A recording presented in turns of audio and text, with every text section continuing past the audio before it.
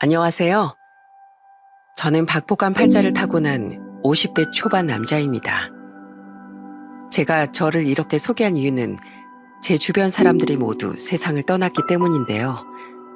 남들은 한 번 겪을까 말까 한 슬픔을 저는 여러 번이나 겪었거든요. 그래서 한때는 세상을 원망하기도 했는데 살다 보니 아픔만 있는 건 아니더라고요. 얼마 전에 저에게 일어난 기적 같은 일을 알려드리기 위해 이 사연을 쓰게 되었습니다.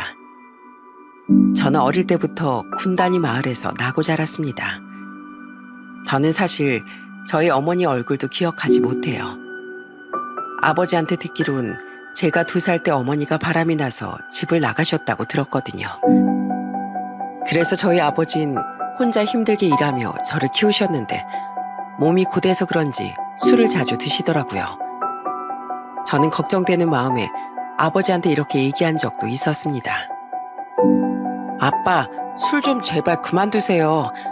아빠 요즘에 술 많이 드셔서 그런지 얼굴도 더 시커매진 것 같고 눈에도 핏발이 서 있잖아요. 알았어. 우리 아들이 먹지 말라는데 오늘은 그만 먹어야지. 그나저나 내가 더 열심히 일해야지 우리 아들 대학도 보내주고 장가도 보내는데 아직 그만큼 돈 모으려면 한참 남았네. 아버진 늘 저만 생각하시는 분이었어요. 그래서 저는 아버지가 돈을 조금 덜 벌더라도 고생을 그만하시고 건강을 위해 술도 끊으시길 바랬죠. 하지만 저희 아버진 점점 더 술이 늘어가셨고 제가 고등학생 땐 결국 술 때문에 병까지 생기게 되었어요. 아버진 본인이 살 날이 얼마 남지 않았다는 걸 아시곤 제 손을 잡고 이렇게 말씀하시더라고요. 경우가, 이 애비가 널 끝까지 지켜주지 못해 미안하구나. 이 애비가 없어도 공부 열심히 하고 잘 살아야 한다. 내가 뒷받침이 되어주지 못해 정말 미안하다.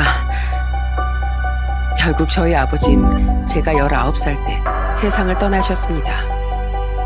그때 아버지를 더 이상 볼 수 없다는 사실에 얼마나 울었는지 모릅니다.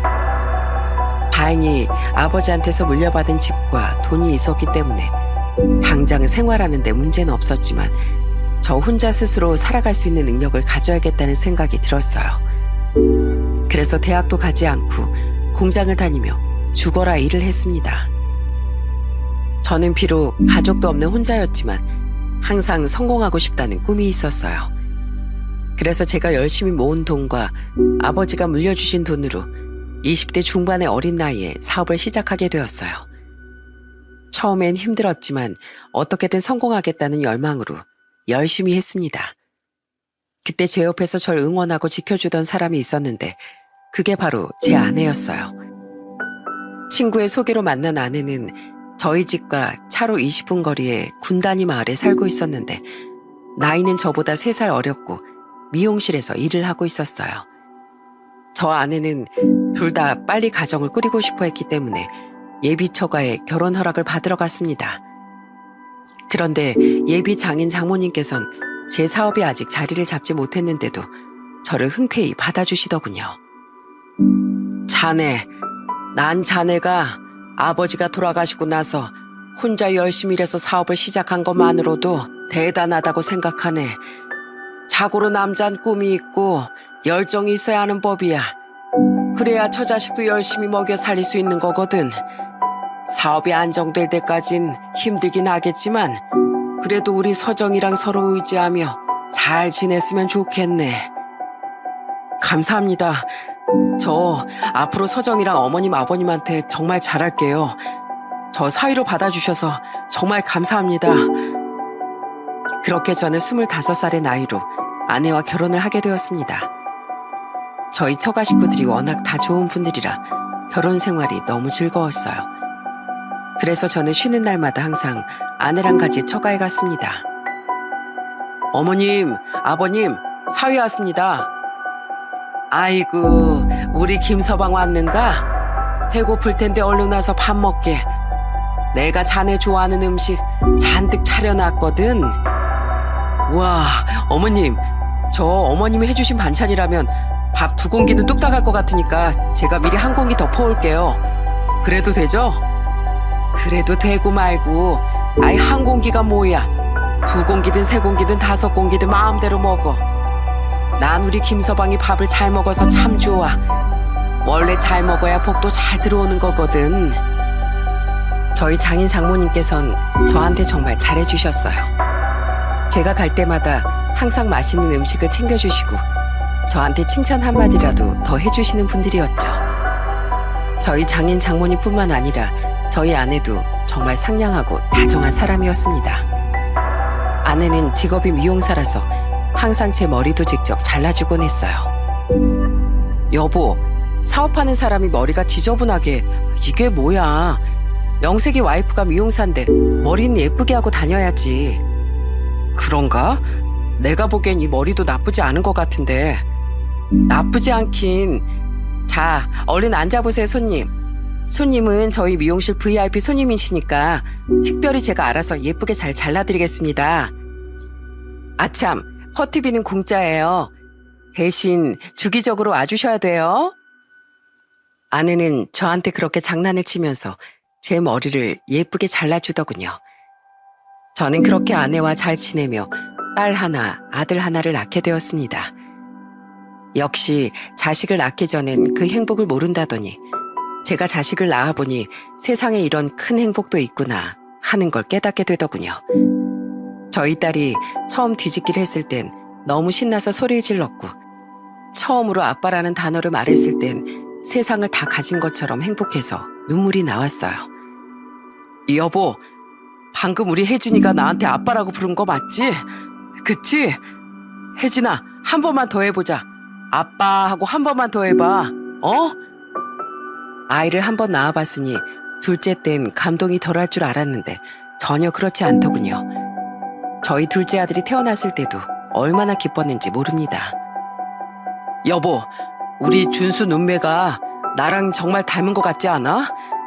난 세상에 내 핏줄 이어받은 아이가 있다는 게 너무 신기해. 나 우리 애들은 꼭 남부럽지 않게 키울 거야. 내가 더 열심히 일해서 하고 싶은 거 다 하게 해줄 거라고. 아내가 행운의 여신이라도 되는 건지 아내와 결혼하고 나서 제 사업도 점점 잘 돼갔습니다. 처음엔 직원을 딱 한 명 두고 시작했던 사업이었는데 이젠 직원도 5명 넘게 두고 그래도 제 또래 사람들보다 꽤 많이 벌게 되었어요. 이게 다 저희 아내와 처가 식구들이 응원해준 덕분이었습니다. 그런데 제가 너무 큰 욕심을 냈던 걸까요? 이대로 저희 애들이랑 행복하게 지내기만을 바랬는데 생각지도 못한 불행이 찾아오고 말았습니다. 이제 막 5살이던 저희 둘째 아들이 어느 순간부터 툭하면 다리에 멍이 들고 늘 기운이 없어 보이는 거예요. 그렇게 좋아하던 장난감도 가지고 놀지 않고 이유도 없이 구토를 하기도 했죠. 저는 너무 걱정되는 마음에 아내에게 이렇게 얘기했습니다. 여보, 우리 준수 아무래도 이상한 것 같아. 동네 병원 말고 큰 병원 가서 정밀 검사를 좀 해보자. 내가 봤을 땐 이거 그냥 넘어가면 안 될 일인 것 같단 말이야. 그렇게 큰 병원에서 검사를 해본 저희 부부는 청천벽력 같은 소식을 듣고 말았습니다. 5살밖에 안 된 저희 둘째 아들이 백혈병이라는 소아암에 걸렸다는 거예요. 그 얘기를 듣고 저희 장인 장모님도 얼마나 많이 우셨는지 몰라요. 아이고, 이 불쌍한 거. 이 조그만 게 아플 데가 어디 있다고 그런 큰 병에 걸리냔 말이야. 그 이후 저희 둘째 아들은 투병 생활을 시작했습니다. 저희 아들이 주사를 맞으면서 아파서 우는데 가슴이 갈기갈기 찢어지는 것 같더라고요. 준수야, 우리 조금만 힘내보자. 아픈 주사도 씩씩하게 맞으면 다시 건강해질 수 있어. 그러면 우리 준수 좋아하는 과자도 마음껏 먹을 수 있고 놀러 가고 싶은 곳도 다 갈 수 있어. 진짜요? 진짜 주사도 잘 맞고 약도 잘 먹으면 다 나을 수 있어요? 당연하지. 우리 준수 씩씩한 어린이니까 그렇게 할 수 있지. 아빠는 우리 준수 믿어. 준수 나중에 멋진 어른이 될 거니까 이 정도 아픔은 다 이겨낼 수 있을 거야. 아들은 독한 약을 먹고 부작용으로 토를 하기도 하고 피부에 발진이 일어나 고생을 한 적도 있었습니다. 그래도 저희 아들은 그 어린 나이에도 정말 씩씩했어요. 한 번은 스케치북에 그림을 그려서 저랑 아내한테 보여주더라고요. 엄마, 아빠, 나 우리 가족 그렸어요. 나 병 다 나으면 이 그림에 있는 것처럼 놀이공원에 놀러 갈 거예요. 그러자 당시 8살이던 저희 큰딸이 이렇게 얘기하더군요. 준수야, 너 병 다 나으면 누나랑 같이 놀이공원에 가서 재밌는 거 많이 타자. 너 회전목마 알아? 누나랑 나중에 회전목마 탈래? 비록 아들의 상태는 점점 더 나빠져 갔지만 그래도 아들이 꿋꿋하게 이겨내고 있어서 정말 대견했습니다. 그런데 같이 입원했던 다른 환자들을 볼 때마다 만감이 교차하더군요.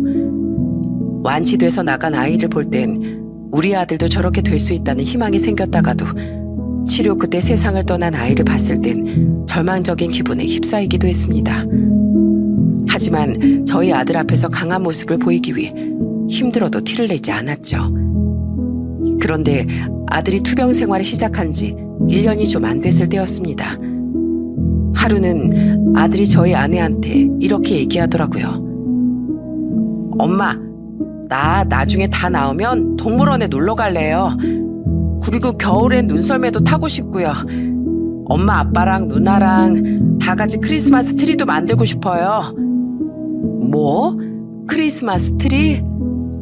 아직 크리스마스 되려면 7개월이나 남았는데? 그래도 만들고 싶단 말이에요. 크리스마스 트리에 장식도 하고 맛있는 거 먹으면서 파티도 할 거예요. 그래, 꼭 그렇게 하자. 엄마가 우리 준수한테 세상에서 제일 멋진 파티 열어줄게. 하지만 저희 아들은 크리스마스를 불과 17일 남기고 결국 세상을 떠나고 말았습니다. 그 어린 것이 힘든 병과 싸우다가 결국엔 이겨내지 못하고 하늘의 별이 된 겁니다. 저희 가족들은 너무 슬퍼서 하루도 빠짐없이 눈물로 보내야 했습니다. 아내도 맨날 아들의 영정사진을 끌어안고 울더라고요. 준수야, 엄마가 미안해. 엄마가 건강하게 낳아줬어야 하는데 아프게만 해서 정말 미안해. 준수야, 다음 생에도 꼭 엄마 아들로 태어나 줄 거지? 그렇게만 해주면 엄마가 내 목숨 다 바쳐서라도 우리 준수 꼭 행복하게 해줄게. 그러니까 우리 다음에 꼭 만나자. 저 역시도 아들이 떠나가고 나서 한동안 제정신이 아니었어요. 아들이 갖고 놀던 장난감을 보면 눈물이 터져 나오고 길을 지나가다가도 저희 아들 또래 어린 아이들만 보면 가슴이 철렁하더라고요. 그런데 제가 이렇게 힘들어하니까 어느 날 장모님이 저희 집에 찾아와 이러시더군요. 김서방, 많이 힘들지? 나도 이렇게 가슴이 찢어지고 밤마다 우리 손주 얼굴이 떠올라서 잠을 잘 수가 없는데 아빈 자네는 얼마나 힘들겠는가. 어머님, 저 진짜 미칠 것 같아요. 우리 준수 아직 학교도 못 들어가 본 어린애였잖아요. 그런데 아직 세상을 제대로 살아보지 못한 우리 준수가 이렇게 떠나버리는 게 말이나 됩니까? 말이 안 되지. 당연히 말이 안 되고 말고. 그런데 김서방, 자네한텐 자식이 준수만 있는 게 아니라 혜진이도 있지 않은가? 준수는 안타깝게도 먼저 하늘로 떠났지만 남은 혜진이는 잘 키워야지. 자, 이거 내가 자네 먹으라고 삼계탕 끓여온 건데 이거라도 먹고 힘 좀 내보게. 자네가 이 집안의 기둥이기 때문에 자네가 먼저 기운을 차려야 돼. 내 말 무슨 말인지 알지? 네, 어머니. 저 우리 혜진이 위해서라도 힘을 내볼게요. 어머님도 슬프실 텐데 이렇게 챙겨주셔서 정말 감사해요. 장인 장모님이 저희 부부를 위로해주기 위해 정말 애를 많이 쓰셨습니다. 하지만 자식 잃은 슬픔이 어디 쉽게 가시겠나요?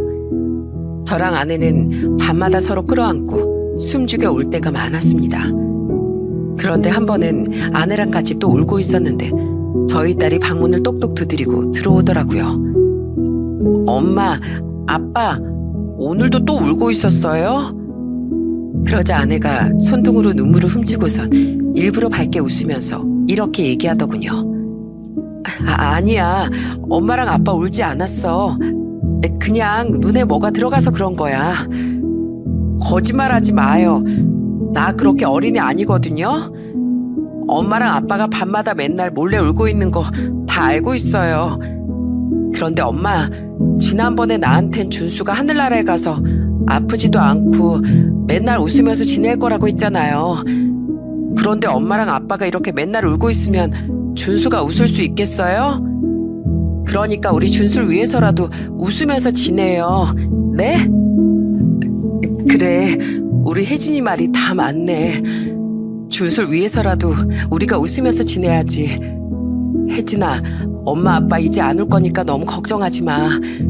우리 매일매일 즐겁게 지내고 행복하게 웃다가 나중에 하늘나라에서 준수 만나면 꼭 다 얘기해주자. 알았지?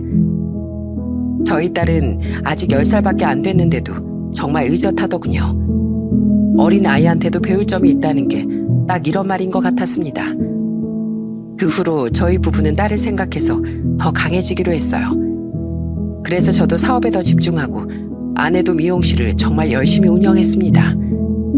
그렇게 제 사업도 점점 더 잘 돼가고 완벽히는 아니지만 그래도 저희 집에 어느 정도 웃음도 되찾게 되었어요.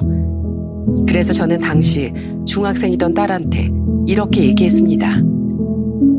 혜진아, 아빠 이제 돈 잘 버니까 너 하고 싶은 공부 있으면 언제든지 얘기해. 아빠가 학원이든 뭐든 다 보내줄게. 에이, 아빠, 나 학원 안 다녀도 공부 잘하거든요. 나 학원 보내줄 돈 있으면 아빠 양복이나 하나 더 사 입으세요. 사업하신다는 분이 맨날 똑같은 옷만 입고 이게 뭐예요? 저희 딸은 아내를 닮아서 그런지 정말 애교도 있고 상냥한 성격이었어요. 눈에 넣어도 아프지 않을 그런 딸이었죠. 그래서 저는 딸한테 제가 할 수 있는 모든 걸 다 해주고 싶었습니다. 하지만 세상은 왜 이렇게도 가혹한 걸까요? 한번 잘 되기 시작한 사업이 계속 승승장구할 줄만 알았는데 어느 순간부터 바닥으로 떨어지기 시작하더군요. 여보, 진짜 미안해. 이번 달에도 남는 게 없네. 내가 집안의 보탬이 돼야 하는데 요즘 사업이 너무 어려워져서 당신한테 실망만 안겨주는 것 같아. 미안하기 뭐가 미안해. 사업을 하다 보면 잘 될 때도 있고 또 안 될 때도 있는 거지. 그래도 내가 미용실 하면서 버는 돈 있으니까 너무 걱정하지 마. 지금처럼 열심히 하다 보면 다시 잘 될 때도 올 거야. 저는 어떻게든 사업을 다시 일으켜보려고 수도 없이 노력을 했지만 잘 되지 않더군요. 그 사이에 공부를 잘하던 저희 딸은 명문 여대에 입학을 하게 되었어요. 저는 수중에 가진 돈은 없었지만 그래도 딸한테 이것저것 해주고 싶더라고요. 혜진아, 너 대학교 합격한 기념으로 아빠랑 같이 옷 사러 갈래? 아빠가 우리 혜진이가 사고 싶어하는 옷 다 사줄게. 그리고 이제 대학 다니면 화장도 하고 꾸미고 다녀야 하니까 화장품도 필요한 거 있으면 뭐든지 말만 해. 아빠가 머리부터 발끝까지 다 사줄 테니까. 하지만 착한 저희 딸은 제가 부담스러워할까봐 딱 필요한 거 몇 가지 빼곤 더 이상 얘기하지 않더군요. 어릴 때부터 그렇게 의젓하더니 여전히 어른스러운 딸이었습니다. 저는 딸이 학교랑 집이 멀어서 학교 근처에 자취방도 하나 얻어줬어요. 그리고 그 이후엔 한 달에 한두 번 딸이 집에 내려올 때만 볼 수 있었습니다. 그런데 딸이 대학 생활을 시작한 지 얼마 안 됐을 때였어요. 3주 만에 딸이 집에 왔는데 살이 너무 빠져 보이는 거예요. 저는 혹시 딸이 다이어트라도 하나 싶어서 이렇게 얘기했습니다. 혜진아, 너 설마 다이어트 하니? 지금도 날씬한데 뭔 살을 더 뺀다고 그래? 아니, 다이어트 하는 게 아니라 요즘에 자꾸 살이 저절로 빠지네요. 엄마가 해준 밥을 안 먹어서 그런가? 아무래도 그런가 보다. 여보, 혜진이 갈 때 반찬 좀 싸줘야겠어. 엄마 밥을 안 먹어서 살이 쭉쭉 빠진다잖아. 그래서 그날은 딸한테 집에 있던 반찬을 바리바리 싸주고 보냈습니다. 그런데 그 이후에도 딸이 집에 올 때마다 눈에 띄게 살이 점점 더 빠져가는 거예요. 혜진아, 너 어디 몸에 이상 있는 거 아니니? 살이 빠져도 적당히 빠져야지. 너 너무 심하게 많이 빠졌잖아. 그러게요. 자꾸 요새 소화도 안 되고 배도 너무 아파요. 예전엔 안 이랬는데 왜 이러지? 알고 보니 딸은 대학에 입학한 후 살이 10kg 넘게 빠졌다고 하더군요. 저랑 아내는 아무래도 이상하다는 생각에 딸을 데리고 병원에 갔습니다. 그리고 거기서 정말 가슴이 내려앉는 소식을 듣게 되었어요. 세상에 저희 딸이 신장 희귀암에 걸렸다는 거예요. 그 소식에 저랑 아내는 완전히 주저앉고 말았습니다. 말도 안 돼. 우리 준수도 아파서 일찍 떠났는데 왜 혜진이 너까지 이런 큰 병에 걸리냐 말이야. 아들을 큰 병으로 인해 떠나보내고 나서 이제야 잘 살고 있다고 생각했는데 딸까지 큰 병에 걸렸다고 하니까 정말 믿어지지 않더군요. 저는 세상이 저를 골려주려고 작정했나 하는 생각까지 들었어요. 하지만 주저앉아 있는다고 해서 해결되는 건 아무것도 없었습니다. 그때부터 아내는 미용실을 그만두고 딸을 간호하기 시작했고 저는 병원비와 약값을 구해보려고 여기저기 알아보기 시작했어요. 당시 제 사업이 거의 부도나기 직전이라 직원들 월급 줄 돈도 없었거든요. 하필이면 저희 딸이 걸린 병이 희귀암이라 기존에 있던 약이 아닌 신약을 써야 돼서 의료보험이 안 된다고 하더군요. 3주에 한 번씩 맞아야 되는 주사비는 한 번 맞을 때마다 400만 원이 넘었고 먹는 약도 3주에 150만 원이었어요. 약값이랑 주사비만 1년에 1억 원 가까이 되고 거기에 입원비랑 검사비 같은 것까지 하면 무지막지한 돈이 들겠더라고요. 저는 대출도 잘 나오지 않아 주변 사람들한테 돈을 빌리기 시작했습니다. 그런데 제가 잘 나갈 땐 제 전화를 반갑게 받던 사람들이 제가 돈이 없어지니까 저를 외면하기 시작하더군요. 형님, 저 경욱인데요. 다름이 아니라 저희 딸이 지금 큰 병에 걸려서 병원비가 많이 모자란데 제가 꼭 갚을 테니까 조금만 도와주시면 안 될까요? 경욱아, 나 지금 출장 와 있어서 정신이 없거든. 나중에 다시 통화하자. 이런 식으로 말을 돌리고 연락이 끊기는 사람들이 한둘이 아니었습니다. 역시 사람은 돈을 따라간다고 제가 돈이 없어지니 주변 사람들이 다 저를 떠나더군요. 저는 너무 속상해서 그만 딸 앞에서 눈물을 흘리고 말았어요. 난 아빠 자격도 없어. 딸이 다 죽어가는데 치료비 하나 마련 못하고 나 같은 건 아빠도 아니야. 아빠, 울지 마요. 아빠가 우리 가족 먹여 살리려고 사업하다가 잘 안 된 건데 그게 아빠 잘못은 아니잖아요. 나 돈 없어서 치료 못 받는다고 해도 아빠 원망 안 해요. 아빠가 그동안 우리를 위해서 얼마나 고생했는지 내가 뻔히 아는데 내가 겨우 그런 걸로 아빠를 원망하겠어요? 그러자 옆에 있던 아내도 저한테 이렇게 얘기하더군요. 여보, 우리 혜진이 치료비 당신이 못 구하면 내가 구하면 돼. 내가 어떻게든 알아볼 테니까 당신은 걱정하지 말고 있어. 저는 가장으로서 가족들한테 힘이 되어주지 못한다는 게 너무 미안하더군요. 그래서 어떻게든 돈을 벌어야겠다는 생각에 사업을 그만두고 지방에 내려가 건설 현장에서 일을 하고 대리운전도 뛰면서 아내한테 돈을 보냈어요. 아들이 일찍 떠났기 때문에 딸만큼은 꼭 살리고 싶었거든요. 그런데 하루는 2주 만에 집에 올라갔는데 아내가 저한테 이러더라고요. 여보, 내가 치료비 좀 구해왔으니까 너무 무리하지 마. 이러다가 당신까지 쓰러져. 뭐? 당신이 그 돈 어디서 구해왔는데? 우리 엄마가 해주셨어. 그러니까 괜히 악자까지 돈 번다고 무리하지 말고 쉬면 살아 말이야. 저는 장모님이 돈을 빌려주셨다는 말에 너무 감사하더라고요. 그래서 처가에 찾아가 장인 장모님한테 감사하다고 인사를 했습니다. 어머님, 아버님, 정말 죄송하고 감사합니다. 저희 딸 치료비는 제가 마련했어야 했는데 이렇게 손 벌리게 돼서 정말 죄송해요. 그래도 돈 빌려주신 덕분에 어느 정도 부담은 덜었습니다. 그러자 장인어른이 깜짝 놀라며 이렇게 얘기하더군요. 자네 지금 무슨 소리 하는 거야? 우리가 돈을 빌려줬다고? 그런데 옆에 있던 장모님께서 장인어른의 말을 뚝 자르시더니 이렇게 말씀하시더군요. 맞네, 맞아. 내가 그 돈 빌려줬어. 우리 손주 병원비인데 당연히 우리가 빌려줘야지. 저는 그 모습을 보고 장모님이 장인어른 몰래 돈을 빌려주신 건 줄 알았습니다. 그런데 그 이후에도 아내가 자꾸 지인들한테 빌렸다면서 돈을 가져왔어요. 제 주변엔 돈 빌려주는 사람이 아무도 없었는데 아내가 워낙에 인간관계가 좋은 덕분인지 여기저기서 많이 빌려주나 보더라고요. 그렇게 저희 부부는 하나밖에 안 남은 딸을 살리기 위해 고군분투를 했습니다. 하지만 정말 불행하게도 저희 딸은 3년 만에 결국 암을 이겨내지 못하고 세상을 떠나게 되었어요. 그때 아내는 정말 미친 사람처럼 큰 소리로 울더라고요. 혜진아, 너까지 가버리면 엄마는 어떻게 살라고. 제발 가지마. 엄마가 이렇게 빌게.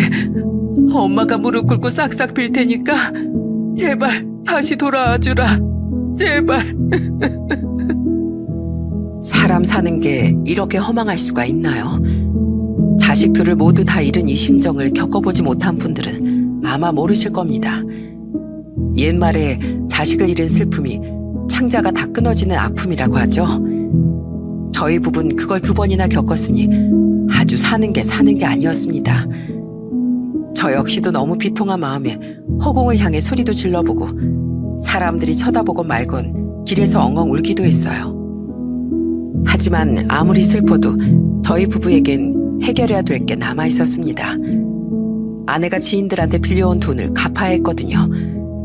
그래서 저는 딸을 잃은 슬픔에 매일 밤 울면서도 지방에 내려가 계속 건축 현장에서 일을 했습니다. 그리고 2주에 한 번씩 집에 올라갔어요.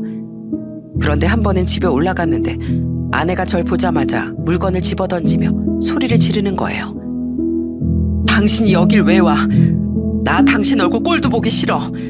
당신 얼굴 볼 때마다 세상 떠난 우리 애들이 떠올라서 너무 괴롭단 말이야.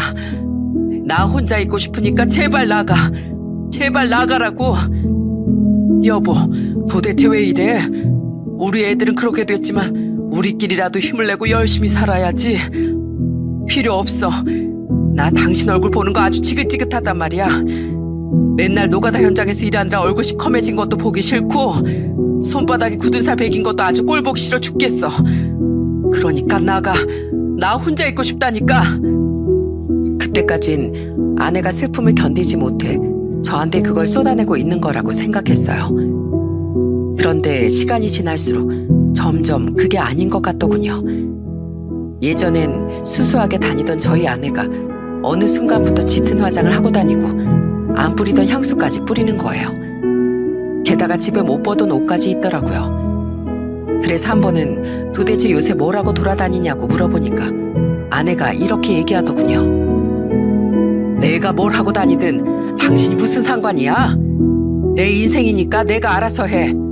당신은 그냥 다시 내려가서 맨날 하던 막노동이나 해.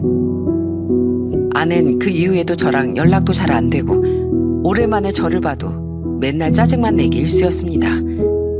예전에 제가 알던 착하고 다정하던 아내는 완전히 사라져 있었어요. 그런데 딸이 세상을 떠난 지 1년쯤 됐을 때였습니다. 또 지방에서 일을 하고 2주 만에 집에 돌아갔는데 저희 집 앞에서 깜짝 놀랄 만한 광경을 보게 되었어요. 세상에 어떤 남자가 저희 집에서 나오고 있는 겁니다. 처음엔 제가 다른 집이랑 착각한 줄 알았는데 아무리 봐도 저희 집이 맞더라고요. 저는 그제서야 그동안 아내가 왜 행동이 이상해졌는지 퍼즐이 맞춰지는 기분이었습니다. 그래서 저는 집에 들어가 아내한테 이렇게 얘기했어요. 당신 방금 우리 집에서 나간 그 남자 누구야? 나 없을 때 도대체 어떤 놈을 우리 집에 들이는 거냐고? 그러자 아내는 처음엔 깜짝 놀란 표정을 짓더니 이내 아무렇지도 않은 말투로 이렇게 얘기하더군요. 아, 들켰네. 여보, 미안한데 나 만나는 사람 있어. 그러니까 우리 이혼하자. 뭐라고? 당신 지금 나 몰래 바람 피우고 있었다는 얘기야? 그래, 나 딴 남자 만나고 있었어. 나 솔직히 당신이랑 사는 거 너무 지긋지긋해. 당신처럼 능력 없는 사람 아주 이골이 난다고. 우리 딸이 이렇게 된 것도 다 당신 탓이야. 당신 능력이 있었으면 우리 딸 더 좋은 약 쓰고 낳을 수도 있었던 거잖아. 뭐라고? 그래서 우리 딸이 그렇게 된 게 다 나 때문이니까 나랑 이혼하겠다는 거야? 당신 원래 이런 사람 아니었잖아. 여태까지 우리 애들 그렇게 되는 동안 나랑 서로 의지하면서 같이 힘내왔었잖아. 그런데 갑자기 딴 남자를 만나는 건 뭐고 이혼하자는 얘기는 뭔데? 무슨 말인지 못 알아들어? 나 당신이랑 살기 싫다니까. 나도 당신같이 능력 없는 남자 말고 돈 많은 남자 만나서 새 출발할 거야. 어차피 이제 우리 사이 자식도 없잖아. 그럼 그냥 이혼 도장 찍고 갈라서기만 하면 끝 아니야? 나 솔직히 여태까지 당신이랑 살면서 숨 막혀 죽는 줄 알았어. 당신 사업은 망해가지 우리 딸은 아프지. 그 사이에서 나 혼자 아등바등 하느라 너무 힘들었다고. 그러니까 나도 이제 제발 숨 좀 쉬고 살아보자. 나도 사람답게 좀 살아보자고. 내가 능력이 없는 건 진짜 미안해. 그런데 아무리 그래도 이건 아니잖아. 아무리 내가 싫어도 그렇지 어떻게 다른 남자랑 바람을 피울 수가 있어. 저는 아내가 저를 두고 바람을 폈다는 사실을 믿을 수가 없어 계속 아내를 설득해 보려고 했습니다. 하지만 아내는 저랑 이혼하겠다는 생각이 정말 완강하더군요. 그런데 제가 쉽게 받아들이지 않자 아내가 마지막으로 저한테 이렇게 얘기하더라고요. 여보, 아니 김경욱 씨, 제가 이렇게 마지막으로 부탁드릴게요. 우리 그동안 너무 힘들었잖아요. 제발 이 힘든 고리 끊어내고 각자 인생 삽시다. 제가 이렇게 부탁할게요. 제발요. 아내가 마치 남한테 얘기하듯 존댓말까지 하며 그렇게 얘기하자 저는 순간 심장이 쿵하고 내려앉는 기분이 들더군요. 아내가 그렇게까지 간곡하게 부탁할 정도로 제가 못난 남자였구나 하는 생각이 들었어요. 그렇게 착하디 착한 아내를 이렇게 만든 게 저인 것 같아 너무 미안하더라고요. 그래서 저는 결국 아내를 놓아주기로 했습니다. 그 후 아내가 저랑 이혼하고 짐을 싸서 집을 떠나던 날 저한테 이렇게 얘기하더군요. 나 이제 갈게. 나 이제부터 당신이랑 살 때와는 다르게 호강하면서 살 거야. 나 지금 만나는 남자가 돈도 많고 능력도 좋거든. 그러니까 당신도 나 같은 여잔 있고 좋은 사람 만나서 큰 소리 치며 잘 살아. 아내는 그 말을 끝으로 뒤돌아서 매정하게 가버리더군요. 솔직히 아내한테 배신감이 안 들었다면 거짓말입니다. 하지만 거울 속 제 모습을 보니 너무 초라하더군요. 노가다 작업복에 매달 빚 갚느라 통장에 30만 원도 없는 저 같은 남자를 어떤 여자가 좋아하겠어요. 그래서 한편으론 아내한테 미안하면서도 또 한편으론 너무 화가 났습니다. 저희 어머니도 바람이 나서 절 버리고 갔는데 이제는 제 아내까지 다른 남자와 바람을 피워 저를 떠났다는 사실에 분노가 치밀어 올랐어요. 저는 세상 모든 사람이 바람을 피워도 저희 아내만큼은 안 피울 거라고 생각했거든요. 그 후 저는 가족을 모두 잃었다는 사실에 더 이상 한국에 있고 싶지도 않더군요. 그래서 전처와 이혼을 한 후 바로 싱가포르로 떠났어요. 주변 사람들한테 이혼했다는 사실도 얘기하지 않고 그냥 저 혼자 조용히 사라졌습니다.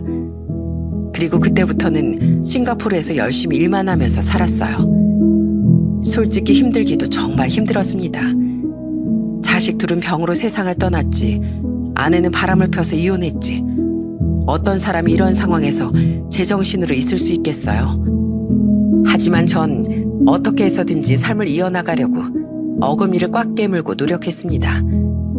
한 번씩 저희 애들 사진을 보면서 이렇게 얘기하기도 했어요.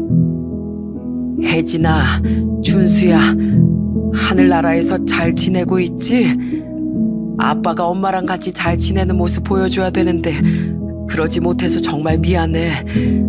나중에 하늘나라에서 만나면 아빠가 그동안 못해줬던 거 다 해줄 테니까 꼭 기다려줘. 알았지? 그렇게 저는 저희 애들과 일만 생각하며 하루하루 열심히 일했습니다. 그렇게 살다 보니 어느덧 타국 생활에 적응도 되고 돈도 조금씩 다시 모을 수 있게 되었어요. 어느새 정신을 차려보니 제가 싱가포르에 온 지도 벌써 5년이 되어 있더라고요. 저는 그제야 한국에 한번 들어가 봐야겠다는 생각을 했습니다. 그동안 저희 아버지의 산소를 돌보지 못했던 게 너무 죄송했거든요. 그렇게 5년 만에 벌초를 하기 위해 한국에 들어왔는데 마침 그날이 전처의 생일이더라고요. 이제 부부는 아니지만 애들 엄마 아빠로서 가끔 연락은 하고 싶다는 생각에 전처에게 전화를 했습니다. 그런데 전화번호를 바꿨는지 없는 번호라고 나오더군요. 그래서 전처가 잘 살고 있는지 궁금한 마음에 전 장모님한테 전화를 했는데 전 장모님도 전화를 받지 않으셨어요. 그래서 저는 어차피 아버지 산소가 전처가랑 20분 거리밖에 안 돼 벌초를 하기 전에 전처가에 방문했습니다. 전 장모님은 절 보자마자 깜짝 놀라시더군요. 아니, 자네가 여긴 어쩐 일인가? 어머님, 그동안 잘 지내셨어요? 저 외국에 나갔다가 오랜만에 한국에 들어왔는데 애들 엄마도 전화를 안 받고 어머님도 안 받으시길래 그냥 무작정 이렇게 찾아왔어요. 그나저나 애들 엄만 요새 잘 지내나요? 이혼은 했지만 그래도 안부 정도 묻고 살고 싶어서요. 그러자 장모님은 당황하셨는지 한동안 말씀이 없으시더니 한숨을 푹 쉬며 이렇게 말씀하시더군요. 우리 서정이 이제 세상에 없네. 2년 전에 교통사고로 세상을 떠나버렸어. 저는 순간 제가 뭘 잘못 들은 줄만 알았습니다. 세상에 잘 살고만 있는 줄 알았던 전처가 교통사고로 세상을 떠났다니요. 저는 도저히 믿을 수가 없어서 장모님한테 되물었습니다. 어머님, 그게 무슨 말씀이세요? 애들 엄마가 2년 전에 세상을 떠났다니요. 그걸 저한테 지금 말씀하시면 어떡해요? 미안하네. 그런데 내가 차마 자네한테 얘기할 수가 없었어. 자네가 우리 딸이랑 이혼해서 어차피 남남이고 우리 딸은 자네를 두고 바람 피운 죄인이지 않은가. 그런데 내가 무슨 면목으로 자네한테 그런 얘기를 하겠는가.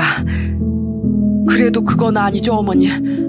한땐 저랑 같이 살았던 아내고 저희 애들 엄마인데 그런 일이 있었으면 당연히 저한테도 알려주셨어야죠. 어머님, 그래서 애들 엄마 지금 어디에 있는데요? 산소에 묻혀 있는 겁니까? 아니면 납골당에 있는 거예요? 어딘지 위치라도 가르쳐 주세요. 저 마지막 인사도 못했는데 인사라도 하게 제발 가르쳐 주시라고요. 그건 안 되겠네. 우리 딸은 자네한테 인사받을 자격도 없는 애야. 그러니까 그냥 오늘 얘기 못 들은 걸로 치고 자넨 자네 인생을 살게. 우리 딸도 아마 그걸 바랄 거야. 어머님, 그런 게 어디 있어요? 제발 알려주세요. 네? 하지만 장모님은 끝까지 납골당이나 산소 위치도 절대 안 가르쳐 주시더군요. 그래서 저는 허망한 마음으로 장모님 댁을 나왔습니다. 세상에 이제야 전처에 대한 원망이 어느 정도 사라지고 안부 정도나 물으며 지내려고 마음먹었는데 이렇게 말도 없이 이미 세상을 떠났을 줄 누가 알았겠냐고요. 아버지의 산소를 벌초하면서도 지금의 현실이 믿겨지지 않아 몇 번이나 하늘을 올려다보며 한숨을 내쉬었는지 모릅니다. 마치 제가 전생에 큰 죄라도 저질러 제 주변 사람들이 다 떠나가는 건 아닐까 하는 생각까지 들었습니다. 그렇게 벌초를 다 마치고 산에서 내려왔는데 갑자기 길가에서 익숙한 목소리가 들리더군요. 너 경욱이 아니야? 너 되게 오랜만이다. 그건 바로 제 고향 친구 호철이었습니다. 저도 반가워서 인사를 했는데 호철이가 대뜸 저한테 이런 얘기를 하더라고요. 야, 경욱아, 너 외국에 나갔었다며? 그런데 갈 거면 네 마누라도 데려가지. 왜 네 마누란 여기 놔두고 혼자만 갔다 왔냐? 나 5년 전에 와이프랑 이혼했어. 내가 얘기를 안 해서 몰랐구나. 아, 그래? 난 그런 줄 몰랐지. 그나저나 네 전처 되게 아픈 것 같던데. 아니, 내가 2달 전인가 우리 와이프랑 병원에 갈 일이 있어서 갔는데 거기에 네 전처가 있더라고. 난 네가 외국으로 떠났다는 얘긴 들었는데 와이프는 여기 있길래 이상하다고 생각하고 있었지. 저는 순간 친구의 말을 듣고 뒤통수를 맞은 듯 멍해졌습니다. 장모님이 말씀하시길 제 전처는 분명히 2년 전에 세상을 떠났다고 했으니까요. 호철아, 너 지금 그게 무슨 말이야? 내 전처를 2달 전에 네가 봤다고? 네가 잘못 본 거 아니고? 아유, 아니라니까. 내가 기억력이 얼마나 좋은데 그 얼굴도 기억 못하겠냐? 우리 전에 몇 번 같이 식사도 했었잖아. 말도 안 돼. 그 사람은 이미 2년 전에 죽었단 말이야. 호철아, 너 그때 갔던 병원 이름이 뭐야? 나 아무래도 직접 가서 확인해 봐야겠어. 얼른 말해줘, 얼른. 그렇게 저는 친구가 말해준 병원으로 바로 달려갔습니다. 그리고 친구가 병원 3층에서 봤다길래 3층으로 올라가 간호사실에 이렇게 물어봤어요. 저기요, 혹시 여기 안서정 환자 있나요? 아, 네. 저기 305호로 들어가시면 됩니다. 그 말에 저는 쿵쾅거리는 가슴을 억지로 진정시키며 저벅저벅 305호로 향했어요. 그리고 병실 문을 여는 순간 저는 너무 놀라 그 자리에서 주저앉고 말았어요. 그 병실 안엔 장모님도 있었고 휠체어에 탄 전처가 멍하니 창밖을 바라보고 있더라고요. 저는 믿을 수 없는 현실에 장모님한테 이렇게 얘기했습니다. 장모님, 도대체 이게 어떻게 된 일입니까? 이 사람 2년 전에 세상 떠났다면서요? 그런데 여기서 지금 뭐 하고 있는 거냐고요? 자네, 여기를 어떻게... 장모님이 당황하시는 사이 전처한테 가까이 다가가 보니 전처는 딱 봐도 정상이 아니더군요. 머리를 다친 건지 머리에 수술 자국이 있었고 표정이 어린아이처럼 해맑았어요. 저는 전처를 똑바로 바라보면서 이렇게 얘기했습니다. 여보, 괜찮은 거야? 나 누군지 알아보겠어? 우리 여보다. 우와, 우리 여보. 아내는 어린아이처럼 저를 보고 웃으며 좋아하더군요. 다른 남자가 생겼다며 저한테 이혼해달라고 매정하게 말하던 그 모습과는 180도 다른 모습이었어요. 도저히 이게 어떻게 된 일인지 알 수가 없어 멍하니 서 있는데 장모님이 저한테 이렇게 얘기하시더군요. 김서방, 여기까지 찾아왔으니 내가 어떻게 된 건지 다 얘기해 주겠네. 일단 병실에서 얘기하기엔 시끄러우니까 잠깐 나가서 얘기하세. 그렇게 저는 전처를 병실에 두고 장모님과 함께 밖으로 나갔습니다. 장모님은 고개를 푹 숙이며 저한테 이렇게 말씀하시더군요. 내가 자네한테 거짓말해서 정말 미안하네. 우리 딸이 부탁한 거라 어쩔 수가 없었어. 어머님, 이게 도대체 어떻게 된 일이에요? 애들 엄마가 어머님한테 뭘 부탁했는데요? 우리 혜진이 아파서 치료받을 때 우리 딸이 여기저기서 지인들한테 돈 빌렸던 건 알고 있지? 그런데 자네도 알겠지만 병원비가 한두 푼이 아니었지 않은가. 우리 딸이 그렇게 빌린 돈을 갚지 못해서 사채까지 쓰며 돌려막기를 하다가 도저히 안 되겠는지 술집에서 일을 하게 됐다고 하더라고. 자넨 지방에 내려가 건축 현장에서 막노동하고 대리운전까지 뛰는데 자기 혼자 가만히 있을 수는 없다면서 결국엔 그런 일까지 하지 뭔가. 뭐라고요? 어머님, 그게 사실이에요? 아니, 돈이 없으면 없는 거지 왜 그런 일까지. 그만큼 우리 딸이 혜진이를 살리고 싶었던 게지. 그런데 그게 떳떳하지 못한 일이다 보니 자네한테 도저히 말할 수가 없었다고 하더라고. 자네가 알게 되면 우리 딸을 끔찍하게 생각하고 사람으로 안 볼까봐 나한테 제발 비밀로 해달라고 했어. 그런데 마침 사채업자가 집에 들이닥쳤는데 그걸 자네가 봤다고 하더라고. 그래서 우리 딸이 그 핑계로 바람 났다고 거짓말하고 자네랑 이혼한 거야. 저는 장모님의 얘기를 듣고 정말 기절초풍하는 줄 알았습니다. 알고 보니까 전처는 병원비를 마련하기 위해 저 몰래 술집에서까지 일을 하고 저한테 그 사실을 들키고 싶지 않아 여태까지 비밀로 했던 거였대요. 게다가 저희 딸이 세상을 떠나고 나선 자기가 술집에서 일한다는 사실이 저한테 미안하기도 하고 저한테 빚을 전가하고 싶지 않다는 마음에 바람이 났다는 핑계로 저한테 이혼을 요구한 거였더군요. 장모님은 그 모든 사실을 알고 계셨지만 전처가 제발 저한테 말하지 말아달라고 신신당부라는 통에 여태까지 말씀을 못하셨다네요. 제가 너무 충격을 받아 아무 말도 못하자 장모님께선 저한테 이렇게 얘기하시더군요. 우리 딸이 자네랑 이혼하고 나선 술집 일을 그만두긴 했어. 도저히 부끄럽고 자괴감 느껴서 못하겠다고 하더라고. 그 이후에 빌린 돈을 갚기 위해 하루에 4시간씩 자면서 얼마나 힘들게 일했는지 몰라. 그러다가 빚을 다 거의 갚았는데 새벽에 출근하면서 교통사고가 나는 바람에 저렇게 된 거야. 아까 봤겠지만 다리를 심하게 다쳐서 휠체어 신세를 져야 하고 뇌 손상으로 지적장애 판정까지 받게 되었어. 사실 이렇게 된 게 그렇게 오래된 일은 아니고 5개월 전에 있었던 일이라네. 뭐라고요? 어머님, 이런 일이 있었으면 저한테 말씀을 해주셨어야죠. 전 애들 엄마가 혼자서 이렇게 모든 짐을 짊어진 줄도 모르고 그동안 절 배신했다고 원망해왔단 말이에요. 저렇게 착한 사람을 미워하기만 하고 제가 미안해서 어떻게 살아요? 네? 미안할 거 없네. 다 우리 딸이 원해서 그렇게 한 거니까. 나도 자네를 아들로 생각했기 때문에 우리 딸 의견을 존중해 준 거야. 자네도 그동안 자식을 둘이나 잃으며 엄청 힘들지 않았는가. 자네라도 그 슬픔을 이겨내고 잘 살 수 있다면 다행이라고 생각했었네. 어머니, 그래도 이건 아니죠. 저 이거 다 알게 된 이상 이제 더는 그 사람 곁을 안 떠날 거예요. 절 위해서 이렇게 희생해준 애들 엄마 곁을 제가 끝까지 지켜줄 거라고요. 그러니까 앞으로는 절 위한답시고 거짓말하지 마시고 제가 그 사람 옆에 있게 해주세요. 네? 그래, 자네 뜻이 그렇다면 그렇게 해야지. 이렇게 돌아와줘서 정말 고맙네.